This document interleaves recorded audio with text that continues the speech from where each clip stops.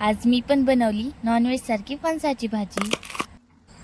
मी आणि माझे पप्पा माझ्या मैत्रिणीच्या घरी गेलो होतो, तिथून आम्ही फणस घेऊन आलो। मला पप्पांनी छान असा साफ करून दिला। त्यानंतर मी तो 3-4 वेळेस धुवून घेतला आणि तो कुकरमध्ये टाकला। त्याच्यामध्ये हळद, मीठ, पाणी टाकलं आणि ते कुकरला लावलं। एक शिट्टी काढली आणि त्यानंतर कढईमध्ये तेल, कांदा म्हणजे छान असा भाजून घेतला।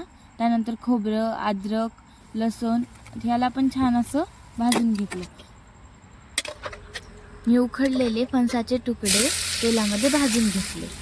त्यानंतर मी एका कढईमध्ये तेल टाकलं, त्याच्यामध्ये दालचिनीचा तुकडा आणि तेजपत्ता टाकला। त्यानंतर आपण केलेली कांदा, लसूण, अद्रक, खोबऱ्याची पेस्ट टाकली। मसाला छान असा भाजल्यानंतर आपण त्याच्यामध्ये हळद, लाल तिखट, काळं तिखट आणि मटण मसाला टाकला।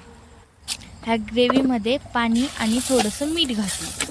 आपण फणसाचे तुकडे उकडताना मीठ घातलं होतं, त्यामुळे आपण थोडंसंच मीठ घातलं। ग्रेव्हीला तेल सुटल्यानंतर त्याच्यामध्ये फणसाचे तुकडे घातले, त्यांना छान परतवून त्यामध्ये फणस उकडलेलं पाणी टाकलं। भाजीला एक उकळी आली की मी गॅस बंद केला। तयार आहे नॉनव्हेज सारखी फणसाची भाजी। व्हिडिओ आवडला असेल तर लाईक, सबस्क्राईब नक्की करा। भेटू अशाच नवीन रेसिपी सोबत। खा, प्या, मज्जा करा।